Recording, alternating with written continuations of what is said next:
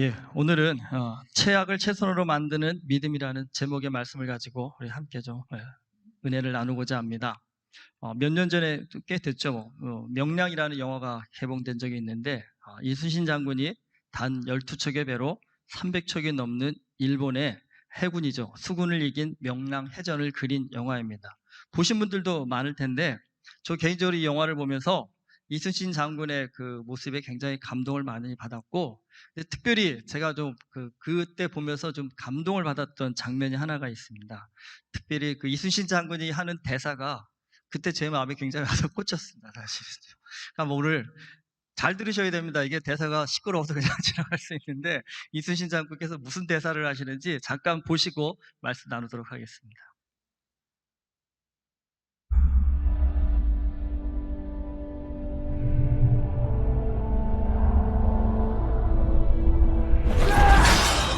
장관! 갑판이 화포들을 격군 실추하는 쪽으로 옮겨 모조리 집중하려 하네. 되겠느냐? 그러다 나 죽었어. 된다고 말하게. 예, 해보겠습니다.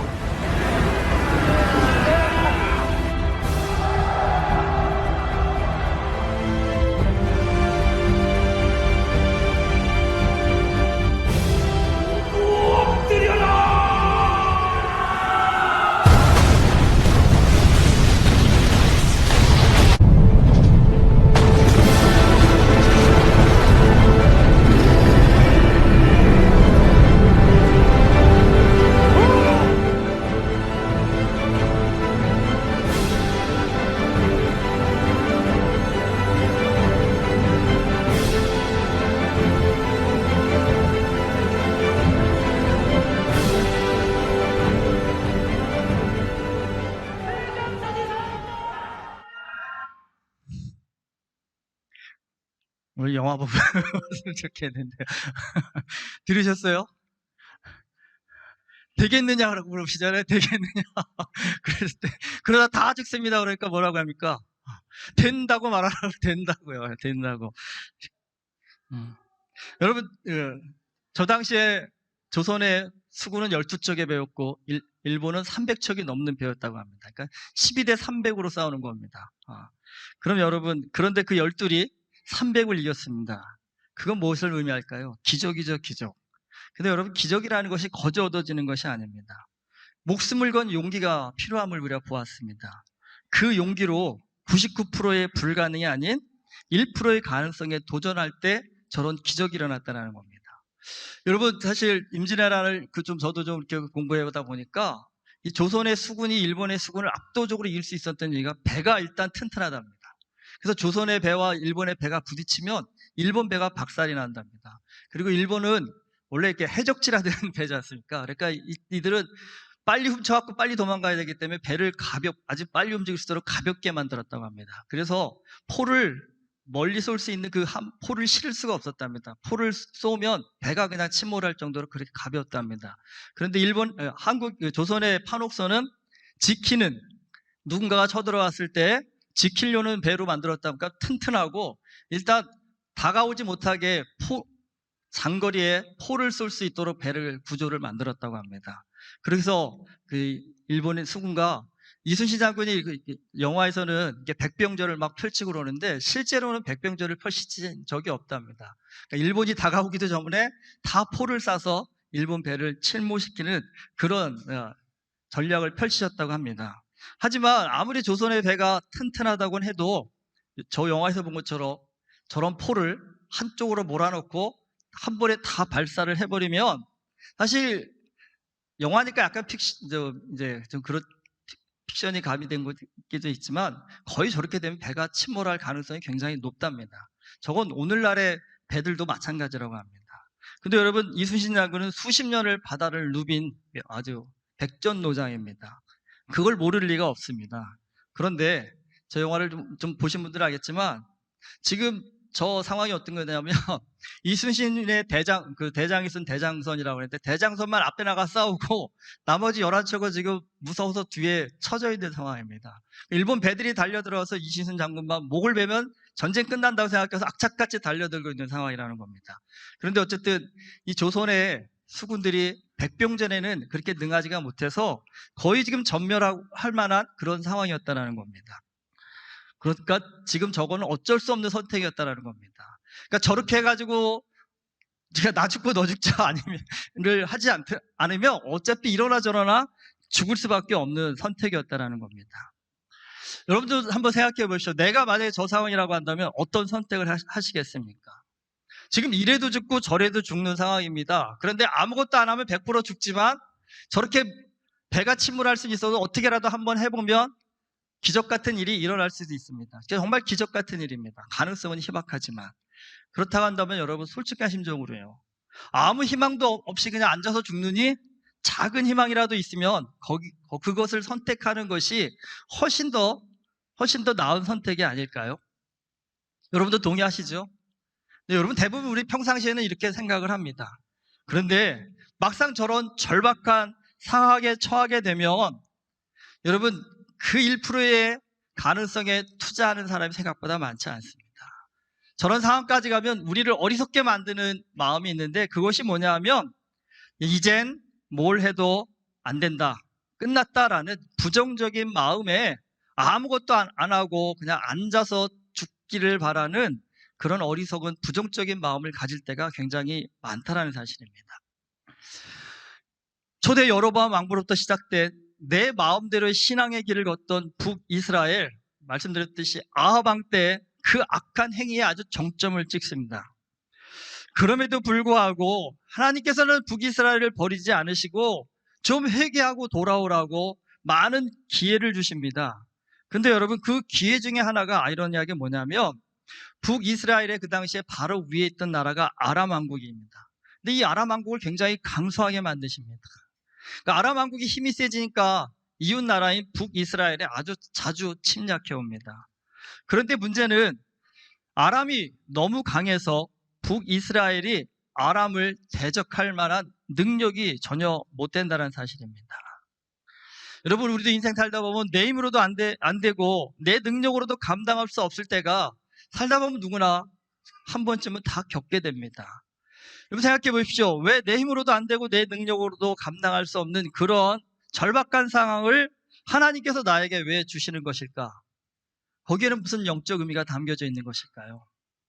여러분 아람이 강해져서 북이스라엘을 쳐들어오는 것이 하나님의 은혜라고 볼 수 있을까요?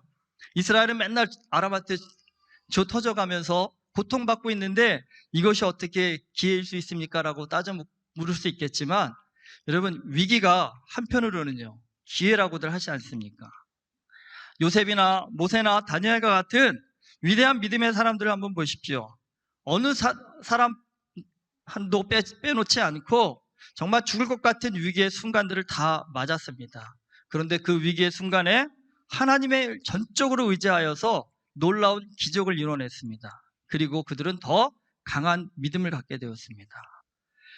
이 아합 왕 이후로 너무나 큰 죄에 빠진 북이스라엘을 사실은 징계하시기 위해서 하나님께서 아람을 침략하게 내버려 두신 겁니다. 하지만 여러분 그것만 징계만이 목적은 아니었다는 사실입니다. 하나님께서 이스라엘 백성들 죄 많이 졌으니까 너네 어디 혼나봐라 하며 이런 마음으로 아람을 보내신 것만은 아니라는 겁니다. 다른 한편으로는요 이 위기를 통해서 하나님께서는 북이스라엘이 좀 회개하고 하나님을 더 간절히 찾고 믿어서 복 있는 나라가 되기를 간절히 원하셨다는 사실입니다.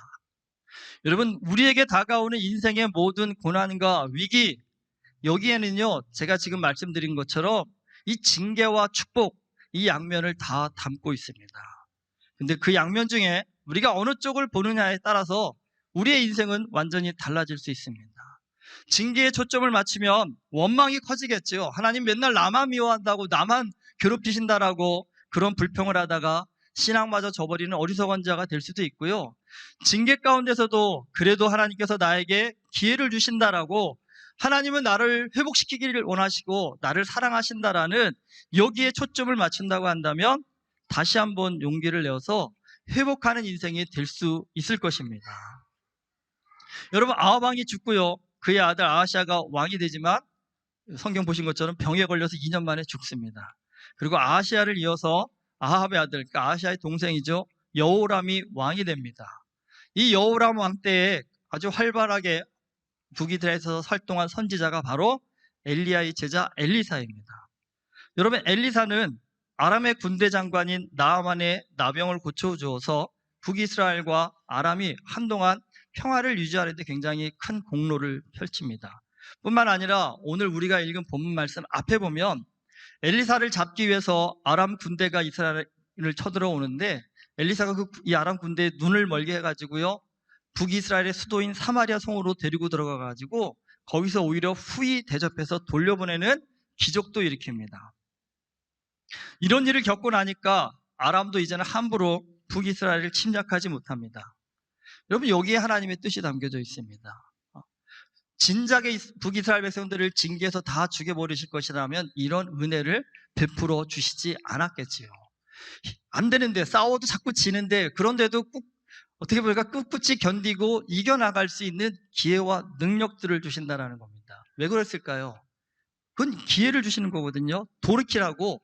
너희에게 회개의 기회가 아직 남아있다고. 너희도 번듯하게 나라다운 나라를 세울 수 있는 기회가 아직 남아있다라는 사실을 보여주기 위함심이라는 겁니다. 그런데 문제는 북이스라엘이었습니다. 아람이라는 큰 적이 지속적으로 위협을 가하고 그것을 그들의 힘으로 감당할 수 없을 때 하나님께서 위대한 선지자 엘리사로 하여금 큰 영적 능력을 발휘해서 막아내게 해주십니다. 이유가 있겠지요. 그걸 보고 좀 깨달으라는 거 아니겠습니까? 쉽게 말씀드리면 니네 이거 보고 뭐 느끼는 바가 없니? 여기에서 뭔가 깨닫는 바가 없니? 하나님께서 좀 물어보고 계신다는 겁니다. 여러분, 하나님이 뭘 깨닫기를 원하셨겠습니까? 니네가 그렇게 애쓰고 힘써도 막을 수 없는 그 아람 군대도 여러분 믿음만 있으면요, 엘리사라는 하나님의 선지자가 기도 한 번만 하면 정말 물리칠 수 없을 것 같은 그 강한 적도 그들이 손 하나 까딱하지 않고 물리칠 수 있는 힘을 가졌다라는 겁니다. 결국은 이 아람과의 전쟁의 핵심은 뭐라고요? 믿음이라는 것입니다. 너희가 열심히 군사력 키워서 이길 수 있는 것이 아니라 오히려 너희가 믿음만 강하게 가지면 아람을 이길 수 있다는 사실을 하나님이 여러 번에 걸쳐서 그들에게 보여주셨고 알려주셨다는 겁니다. 그런데 참 안타까운 것은요, 북이스라엘이 변하지 않았다는 겁니다. 이런 기적을 보고 나면 좀 한 번쯤은 생각해 보지 않을까요? 이제 진짜 하나님 열심히 잘 믿어야겠구나. 이제 우리가 우상 숭배하지 않고 하나님 앞에 바른 제사, 바른 믿음을 가지고 정말 우리 나라 한번 멋지게 세워보자. 이런 좀 회개의 물결들이 일어났다면 얼마나 좋았겠습니까? 그런데 그들은 결코 그런 회개를 하지 않고 오히려 더 좀 악랄하게라 할까요? 우상 숭배에 빠져들게 됩니다. 결국은요, 아람이 다시 북이스라엘을 쳐들어옵니다. 오늘 본문의 말씀에서 보듯이 그 침략은 이전에 당했던 그 침략의 경험과는 비교할 수 없을 만큼 큰 고통을 줍니다. 아람 군대가 북이스라엘의 수도였던 사마리아 성을 포위를 합니다. 근데 아람이 진짜 이번에는 맘먹고 침략해 온지라 꽤 오랜 시간 동안 포위를 합니다. 고립된 근데 사마리아 성이 식량이 떨어집니다. 여러분, 이 당시 전쟁사를 보면요, 보통 성이 포위를 당하면 식량이 일주일을 버티기가 힘들었다고 합니다. 그래서 우리가 영화에 보면 성에 막 적들이 기어 올라가고 위에서는 뭐 돌을 던져서 싸우고 이런 장면들을 굉장히 많이 상상을 하시는데, 여러분, 대부분 성을 포위하고 전투가 벌어지면 거의 그 전투는 어디에서 결판이 나느냐면 싸우는 경우는 드문답니다. 정말 열에 하나, 뭐 20번에 한 번 정도랍니다. 대부분은 굶어가지고 굶어 죽을 수밖에 없어서 스스로 항복하고 나오는 경우가 훨씬 더 많았다고 합니다. 오늘 말씀 보시면 알겠죠? 사마리아 성도 굶주림이 얼마나 심했던지요. 보통 땐 나귀 머리 안 먹는답니다. 비둘기 똥은 버려지는 것이고 또 먹는 것이 아닙니다. 근데 그걸 돈을 주고 사고 팔아야 할 만큼 절박한 상황이었고, 더 절박한 거는요, 너무 굶주리다 보니까 어린 자녀를 둔 두 여인이 자기 자식들 잡아먹자고 얘기하지 않습니까? 순번을 정해서 오늘은 그 한 자식을 잡아먹었는데 내일 다른 자식 내놓기로 했는데 그 여인이 그 자식을 숨겨놓으라고 왕한테 지금 하소연하고 이 문제를 해결해달라고 하는 그런 상황들이 벌어질 정도로, 여러분, 세상에서 정말 엄마가 아들을 잡아먹을 만한 상황이 되었다면 그 상황이 얼마나 절박한지는 이해가 되시겠죠. 죄송한 얘기지만 은혜교회 엄마들 중에도 정말 얼마를 굶으시면 애가 음식으로 보일까요? 차라리 그 정도 상황이라면 우리 상식으로는요, 엄마가 자식을 위해서 내 몸을 내놓을 테니까 너라도 먹고 살아라 해야 되는 게 우리 상식일 것 같은데 어떻게 자식을 잡아먹을 수 있을까라는 생각이 드는데, 여러분, 이게 죄송한 얘기지만 이스라엘의 영적 상태라고 할까요? 정신적 상태입니다. 그러니까 여러분, 우상 숭배하는 게 뭐가 죄예요? 이렇게 많은 분들이 생각하시는데 여러분, 그렇지 않습니다. 이 당시에 우상 숭배하는 사람들의 큰 죄 중에 하나가, 우리가 오늘날 정말 참을 수 없는 죄 중에 하나가 뭐냐면 자녀들을, 또 어린 자녀들을 제물로 드린다는 겁니다. 그냥 제물로 드리는 게 아니라 애를 불태워 죽이거나요, 목 베어 죽인다거나 그래요. 그러면 어쩌다 한 번이겠지, 그래 1년에 한두 번이겠지. 아닙니다, 여러분. 그 어린아이들의 시체가 산을 이룰 정도라고 했습니다. 생각해 보십시오, 여러분. 이게 제정신인 사회가 아니죠, 분명히요. 아마 우리가 그런 사회 가운데 있다면 우리 누구나 그럴 겁니다. 하나님은 어디 계시길래 이러한 처참한 상황을 좀 보고만 계십니까? 라고 그렇게 아마 따져 물을 겁니다. 그러니까 여러분, 이런 어려운 전쟁 상황 가운데서 엄마가 자녀를 잡아먹는다라는 게 그 우상 숭배의 시대적 배경 속에서는 그렇게 크게 문제가 되지 않는 그런 상황이었다는 겁니다. 근데 오늘 말씀을 보면 참 이상한 상황들이 많이 발생합니다. 이 얘기를 왕이 됐습니다. 그 왕은 여호람 왕입니다. 화를 냅니다. 뭐라고 화를 냅니까? 내가 엘리사가 오늘 안에 그 목이 몸에서 떨어지지 않으면 벌이에 벌을 받겠다라고 합니다. 누구한테 화를 내고 있어요, 지금요? 엘리사한테 화를 내고 있습니다. 여러분, 이해가 되십니까? 엘리사가 군대 장관입니까? 지금 엘리사가 아람과 싸우는 모든 전쟁의 총 책임자가 아니지 않습니까? 그런데 왜 이 여호람 왕은 엘리사에게 화를 내는 것일까요? 그게 서운했던 겁니다. 이전에 누가 아람과의 전쟁에서 누가 활약을 했습니까? 엘리사가 활약해서 그 전쟁을 다 이기게 해준 거잖아요. 그런데 지금 여호람 입장에서는요, 아니 엘리사는 지금 어디서 뭘 하길래 상황이 이 징역에 이를 때까지 왜 아무런 능력도 기적도 행하지 않느냐라고, 그게 화가 난 겁니다. 그게 열이 받아서 엘리사에게 화를 낸 것입니다. 그런데 여러분, 좀 생각이 있는 사람이라고 하면 지금은 화를 낼 때가 아니라요, 엘리사한테 가서 좀 도와달라고 무릎 꿇고 빌어도 마땅치 않은 상황에서 오히려 화를 내고 있습니다. 그리고 여러분, 진짜 좀 더 깊은 사고를 하는 사람이라고 한다면 이 상황을 지금 엘리사에게 화를 낼 것이 아니라 본인에게 진지하게 질문을 던져봐야 됩니다. 하나님께서 이전에는 큰 기적으로 우리의 저 강력한 아람을 몇 번씩이나 물리치게 하셨는데 왜 이번에는 부모가 자식을 잡아먹어야 되는 이 처참한 상황이 벌어짐에도 불구하고 하나님은 침묵하고 계실까? 여러분, 이게 진짜 본질적인 신앙의 질문이 되어야 되지 않을까요? 진짜 조금이라도 영적인 어떤 그 깨달음이 있는 사람이라면 그것을 하나님 앞에 물어보지 않을까요? 그리고 분명히 그것을 하나님 탓으로 돌리는 것이 아니라, 하나님이 기적을 일으키시지 않을 때 문제는요, 하나님이 능력이 없어서가 아니라 누구에게요?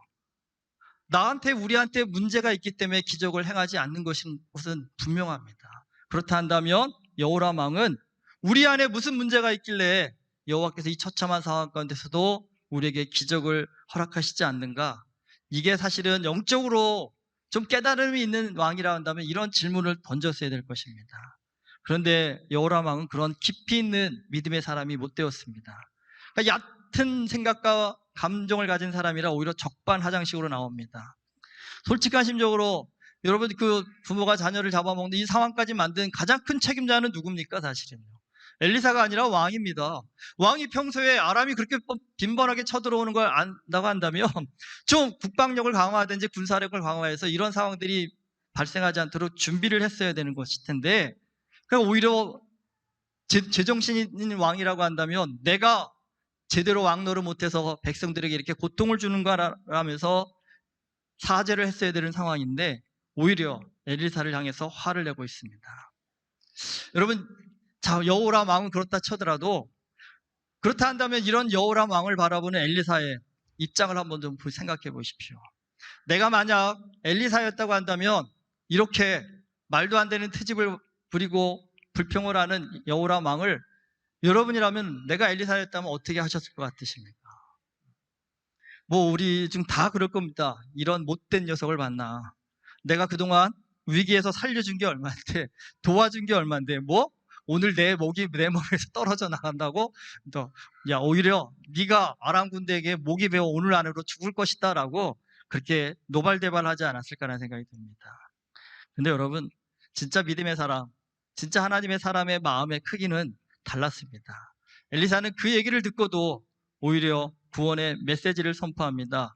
내일이면 지금 이 상황이 새드 엔딩이 아니라 해피 엔딩으로 끝날 거라고 그렇게 선포합니다.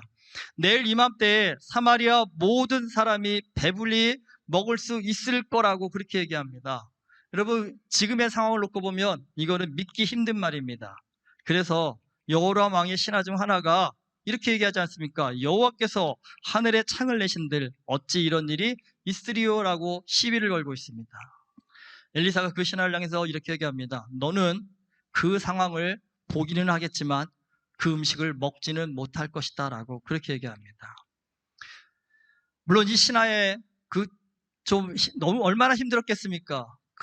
그렇게 말하는 마음은 이해는 되지만 여러분, 굳이 이 상황에서 그렇게 부정적인 말을 해야 할 이유가 있었을까요? 근데 오늘 참 아이러니하게도 이 신하가 이 말을 마치자마자 4사람의 나병 환자들의 삶을 또 성경이 기록하고 있습니다. 이 나병 환자들의 삶을 보면 그 신하와는 전혀 다른 태도를 취합니다. 여러분, 이 당시에 나병 환자들은 마을에서 격리되어 살아야 됐습니다. 그리고 음식도 사람들이 던져주는 것, 그러니까 동정으로 줘야만 배가 부를 수 있었지 그렇지 않으면 먹을 수가 없었습니다. 그런데 여러분, 모든 사람들이 배고픈 상황이니까 이 나병 환자들은요 더 먹을 수가 없는 상황이 되어버렸다는 겁니다. 그러니까 굶어 죽을 수밖에 없는 상황이라는 겁니다. 그런데 그들이 그런 상황에서 어떻게 결단을 합니까? 야, 여기 앉아있으나 앉아있어도 죽고 어떻게 해도 죽을 수밖에 없으니까 차라리 아람 군대를 찾아가자는 겁니다. 가서 항복하고 그들이 우리 죽이면 죽고 차라리 살리면 살리라는 심정으로 아람 군대를 찾아간다는 겁니다. 근데 여러분, 사실 이들의 선택은 죽을 가능성이 훨씬 높습니다. 왜냐하면 아람 입장에서는 여러분, 이 당시 나병이라는 것은 하늘이 내린 병이라고 그랬고 또 전염병이라는 생각에 사실 굉장히 멀리하는 그런 터부시하는 시대 분위기에서 굳이 여러분 아람 군대가 무슨 군사 기밀을 갖고 온 사람들도 아닌데 그 4명을 살려둘 이유가 어디에 있겠습니까? 어서 이상한 놈들이 왔다며 그냥 다가오지 못하게 하고 죽여라라고 할 가능성이 사실은 99.9%입니다. 사실은요. 그런데도 불구하고 이들은 죽음을 각오한 선택을 하는데요. 여러분, 그 선택이요 뜻밖의 희망을 발견하게 된다는 겁니다. 사마리아 성 밖에서 진치고 있던 아람 군대가 어떤 소리인지 모르지만 큰 소리를 듣고 헷 족속과 애굽의 지원병이 북이스라엘을 도와주러 온다라고 착각을 해서 도망을 칩니다. 근데 좀 아이러니한 게 도망을 치면 여러분, 말 타고 나귀 타고 도망치는 게 훨씬 빠르지 않습니까? 걸어서 도망하는 것보다. 근데 얼마나 놀랬던지 다 말이며 나귀를 내버려 두고 도망을 쳤다고 합니다. 그러니까 걸음아 나서려고 달려서 도망갔다는 얘기거든요. 얼마나 그 상황이 급박했는지를 알 수가 있습니다. 그리고 자신들이 갖고 왔던 이 양식도 다 내버려 둔 채 그냥 도망가 버렸다는 겁니다. 결국 이 4사람의 나병 환자들이 발견한 이 기쁜 소식 때문에 죽을 위기에 처했던 사마리아 성 사람들이 풍족히 먹고 배불리 먹는 상황이 변화가 되었다는 겁니다. 그런데 부정적인 말로 시비를 걸었던 그 신하는 그 식량을 구하러 달려나가는 백성들에게 밟혀서 죽었다라고 성경이 기록하고 있습니다. 여러분, 사실 인생에서 이런 기적 항상 일어나는 거 아닙니다. 그렇죠? 우리 인생에서 한 번 정도 일어나기만 해도 사실 굉장히 대단한 일입니다. 그러니까 우리 인생을 보면 대개는 1%의 긍정보다는 99%의 부정이 맞는 경우가 훨씬 더 많습니다. 근데 여러분 1대 99입니다. 그러니까 소용없어 1 그렇게 생각하실 수도 있겠지만 그렇지 않습니다. 여러분 의외로 단 한 번의 기적이요 99번의 부정을 이긴다라는 사실을 알고 계십니까? 여러분 성공한 사람들을 한번 잘 살펴보십시오. 실패 없이 성공한 사람들이 없습니다. 실패도 한두 번도 아닙니다. 수도 없는 실패를 합니다. 그럼에도 불구하고 그들은 포기하지 않고 도전합니다. 그리고 가만히 보시면요 그들의 인생에서 성공에 몇 번씩 일어나는 것 같지만 그렇지 않습니다. 단 한 번의 성공만으로도 그간의 무수한 실패를 만회하고도 남는 그런 능력을 발휘하게 된다는 사실입니다. 여러분 인생에 있어서 100번 실패했다고 문제가 되지 않습니다. 오히려 한 번 성공만 해도 그 100번의 실패를 만회하고 만한 능력이 생길 수 있다는 사실입니다. 하나님께서 사실 북이스라엘 백성들로 하여금 정말 큰 절망의 순간까지 가게 하셨습니다. 왜 그렇게 하셨겠습니까? 이유는 하나입니다. 그들의 믿음을 보시기 위함입니다. 여러분 우리 인생에서 가장 큰 절망의 순간은요 반대로 우리의 가장 큰 믿음을 보여줄 수 있는 기회이기도 합니다.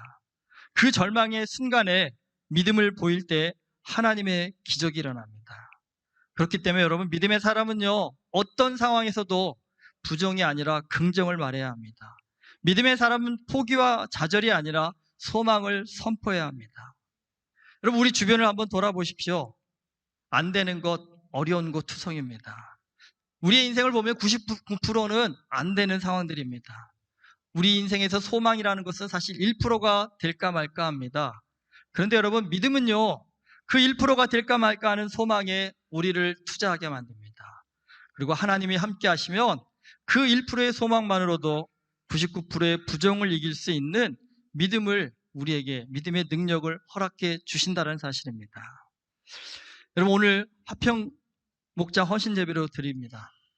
화평 목장은 은혜교회 가장 큰 어른들이십니다. 물론 다들 아직 마음은 다 청년이시지만 나이는 이제 부인할 수 없는 중년이 되었습니다. 다들 앉았다 일어나실 때마다 어구구 하시기도 하고 여기도 아프고 저기도 아파져가는 그런 인생입니다. 근데 여러분 가만히 보십시오. 대개의 경우 사람은 나이가 들수록 긍정적으로 변해갈까요? 부정적으로 변해갈까요? 부인할 수 없지만 정말 나이가 들수록 사람은 자꾸 부정적으로 변해갑니다. 저 혼자 고민해봤습니다. 왜 나이가 들수록 부정적으로 변할까? 이유는 간단하더라고요. 사는 게 만만치가 않습니다. 우리 10대, 20대, 30대, 40대, 50대를 겪으면서 누가 더 인생의 쓴맛을 많이 받겠습니까? 나이가 들수록 인생의 쓴맛을 많이 보게 됩니다. 인생의 쓴맛을 많이 보게 되면 입이 써지지만 생각도 써집니다. 그러니까 젊은 애들이 뭔가 이렇게 의욕을 갖고 해본다고 할 때 항상 어른들을 걱정하시죠. 야, 그거 이렇게, 그거 어려운데, 그거 힘든데, 잘 안 되면 어떡해? 그런 얘기들 하는데, 젊은이들은 그런 얘기 듣기 싫어하죠, 사실은. 그런데 사실 귀담아 듣긴 해야 됩니다. 왜냐하면, 아무리 계획을 잘 세워서 도전한다 할지라도 그 도전은 성공보다는 실패의 확률이 훨씬 더 높기 때문입니다. 그러나 중요한 것이 있습니다, 여러분. 그렇다고 해서 아무것도 안 하고 살기에 우리의 인생은 그렇게 짧지 않습니다. 깁니다. 그리고 아무것도 안 하고 살도록 하나님께서 우리를 이 땅 가운데 보내주시지 않았다는 사실입니다. 실패를 두려워할 필요가 없다는 사실입니다. 여러분 살면서 아무리 많은 실패를 했어도 여러분 꼭 한 번만 기억해 보십시오. 한 번만 성공해도 우리의 인생은 역전될 수 있습니다. 그 한 번의 성공이 하나님의 도우심이 있는 성공이라고 한다면요, 오늘은 굶어 죽을 것 같았는데 내일은 배불리 먹게 된 사마리아 성의 기적이 오늘 우리의 삶 가운데도 동일하게 일어나게 될 줄 믿습니다. 여러분 나이 들수록 부정적으로 되어가는 것이 아니라 오히려 성경에는 보면 갈렙과 같이 나이 80에도 새로운 도전을 하는 믿음의 사람들이 굉장히 많았습니다. 그리고 그들의 도전은 젊은 세대에게 소망을 주어서 민족을 일으켜 세우는 원동력이 된 경우를 봅니다. 오늘 헌신 예배를 드리는 화평 목장이 하나님의 긍정을 선포하는 믿음의 목장이 되기를 축복합니다. 주님께서 오늘 우리에게 물어보시겠죠. 아마 제일 먼저 화평 목장에 되겠느냐라고 물어보시겠죠. 되겠느냐. 뭐라고 대답하시겠습니까? 여러분 해보겠습니다. 해보겠습니다. 그 한마디가 여러분 우리의 삶을 변화시키는 능력이 될 수 있습니다. 여러분 다들 사는 거 힘드시죠? 이렇게 찌들고 저렇게 찌들고 뭐 이거 생각하면 이것대로 어렵고 저것 생각하면 저것대로 어려우실 텐데 여러분 오늘 제가 여러 말씀을 드렸지만 다 기억 못 하셔도 오늘 영상은 기억나시죠? 이순신 장군이 뭐라고 하세요? 되겠느냐? 이순신 장군을 예수님이라고 생각해 보십시오, 여러분. 저런 모습일지 모르겠지만 물론 칼 들고 예수님이 말씀하시지 않겠지만 예수님이 우리에게 말씀하시겠죠. 되겠느냐? 그랬을 때 여러분 많은 대답을 요구하시지 않습니다. 한마디만 하시면 됩니다. 해보겠습니다. 예수님이 해보겠습니다. 여러분 근데 하시든 안 하시든 우리의 인생은 죽게 되어 있습니다. 근데 안 하면 100% 죽지만 하면요 1%라도 소망이 있다는 사실입니다.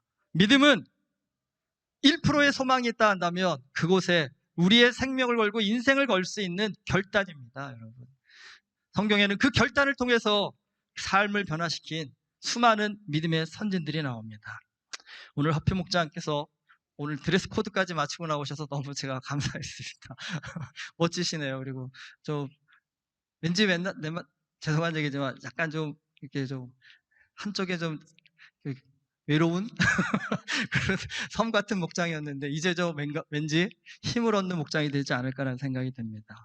여러분 우리 학편 목장과 뿐만 아니라 오늘 은혜께 모든 성도님들이 좀 힘들다고 어렵다고 삶의 현실에 너무 주눅들지 마시고요. 안 되는 일이 투성이라고 포기하고 좌절하시지 마시고 하나님께 소망을 두어서 어떤 어려움과 난관 앞에서도 이 부정의의 사람이 아닌 하나님의 긍정을 믿고 믿음으로 하나님의 역사를 이루어내는 그런 복된 인생이 될 수 있기를 주님의 이름으로 축원합니다. 기도하시겠습니다. 하나님 아버지, 세상 살아가는 것이 참 만만치 않습니다. 안 되고 어렵고 힘든 일 투성입니다. 그런 것들을 볼 때마다 내 인생은 끝났나 보다. 내 인생은 여기까지인가 보다라고 포기하고 낭망할 때가 한두 번이 아닙니다. 그러나 주님, 극한의 위기에 처했던 사마리아 성도 하나님의 구원의 메시지가 선포되오니 하루아침에 그들의 상황이 변화되었고 역전되었습니다. 그 하나님의 놀라운 손길, 놀라운 능력은 오늘도 동일하게 우리의 삶 가운데 역사하시는 줄 믿습니다. 아버지 하나님, 주님께서는 오늘도 끊임없이 우리에게 와서 물어보실 것입니다. 되겠느냐? 주님, 우리가 믿음을 담아서 이렇게 고백하게 하게 해주십시오. 해보겠습니다. 주님, 해보겠습니다. 주님을 의지해서 해보겠습니다 라고 고백하여서 예수 그리스도의 그 능력을, 하나님 아버지의 그 놀라우신 역사를 우리의 삶 가운데 하나님 체험하며 경험하며 살아갈 수 있는 우리 모두 되어줄 수 있도록 우리의 마음과 생각에 예수 그리스도의 소망과 긍정이 날마다 넘쳐날 수 있도록 성령께서 우리를 붙잡아 주시옵소서. 예수 그리스도의 이름으로 기도드립니다. 아멘.